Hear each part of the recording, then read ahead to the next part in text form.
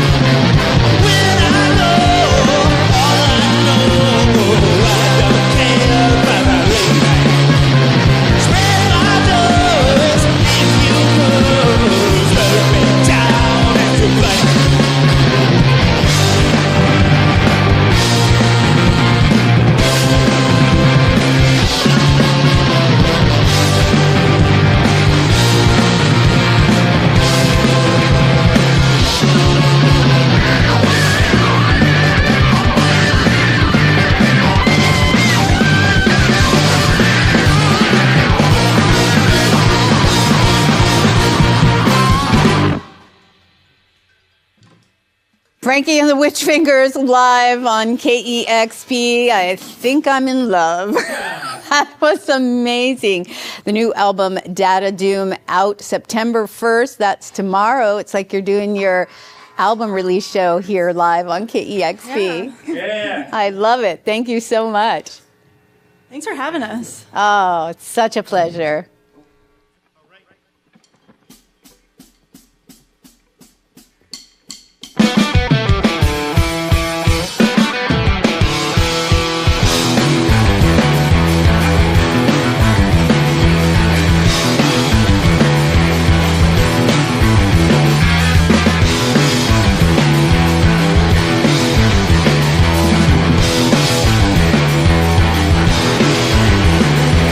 Say now.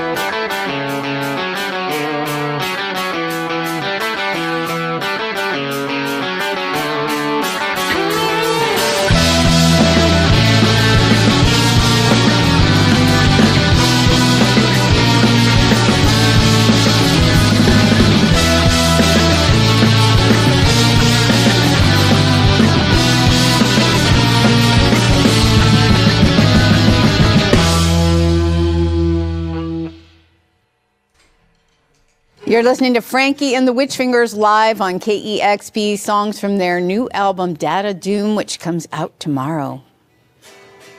You say data, not data. Data. Do you say data? I say data as well. I'm really happy that we're kindred spirits on that. Shout out all my data pronouncers.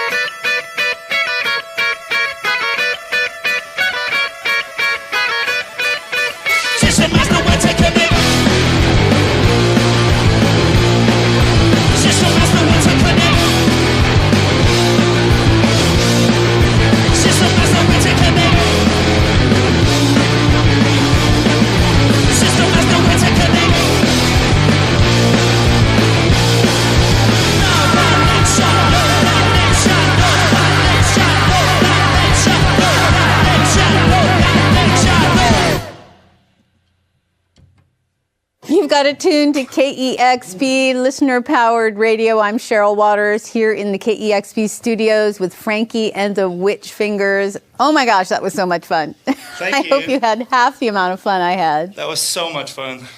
A brand new album, Data Doom or Data Doom. Now, I'm not sure if you were just being nice to me, but I'm sure they won't kick you out of the show for calling it by either name. But such a great new record. I love how your influences have grown over the years. I feel like from each album, you're always adding something new, some exciting new sounds to the record. I feel like I hear Afrobeat, proto-pump, Zamrock at the forefront of this record. Can you kind of talk about your connection to those sounds and how they shaped this record?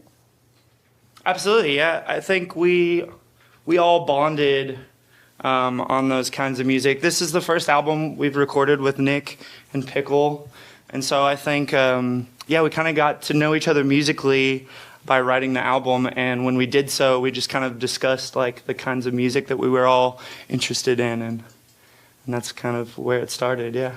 The second song you did was En Fuego, Burn Me Down. I heard that was the first song that you all wrote together.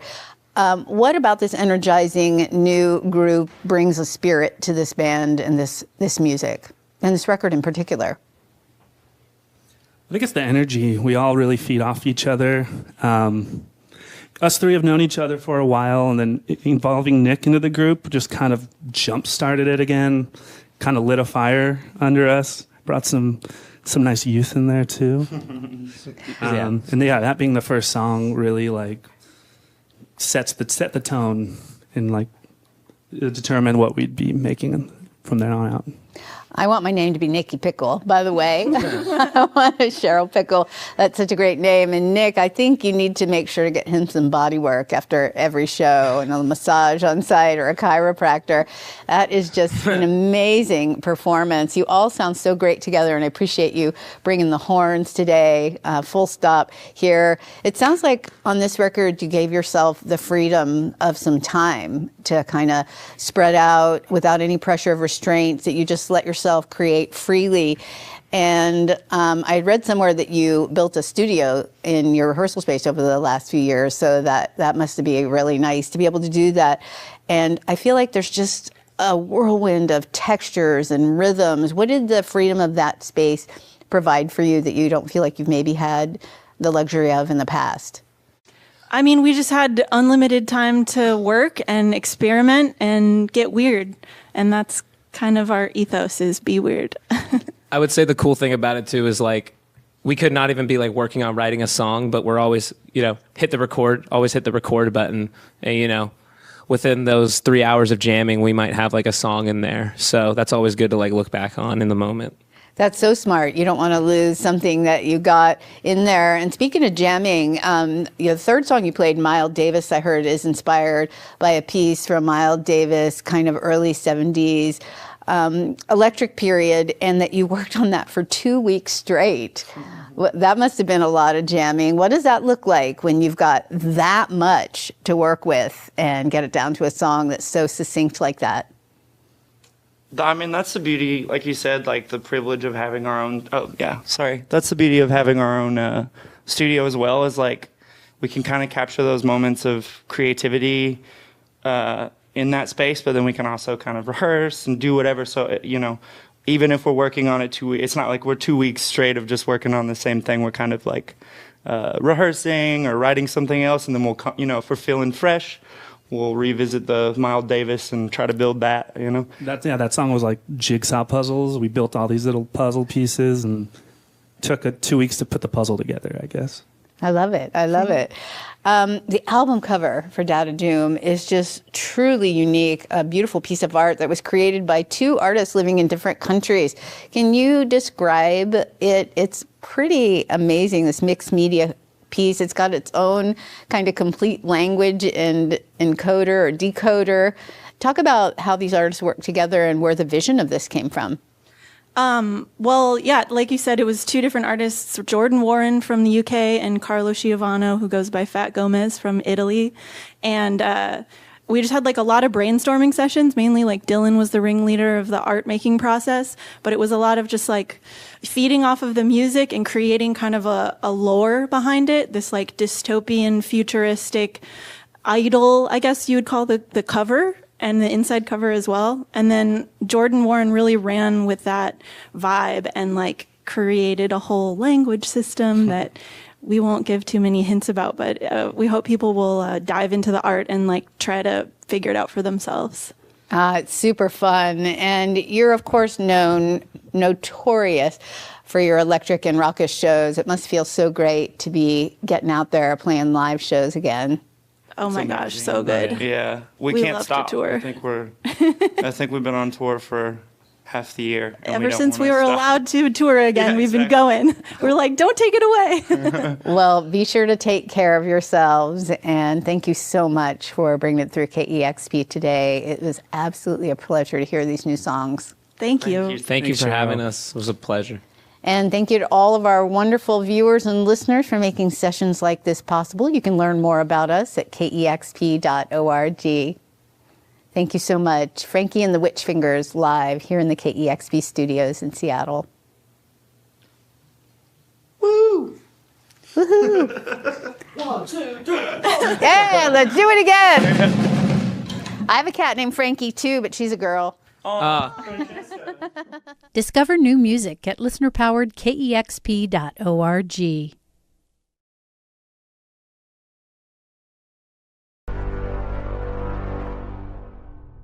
Damn, son, where'd you find this?